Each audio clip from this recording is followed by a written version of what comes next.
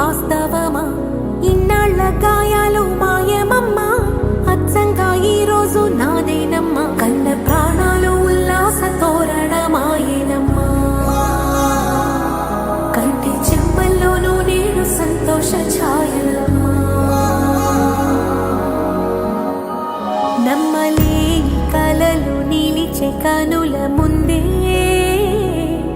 ఈ నిజము చూసి కాలమిప్పుడు కదలను అందే.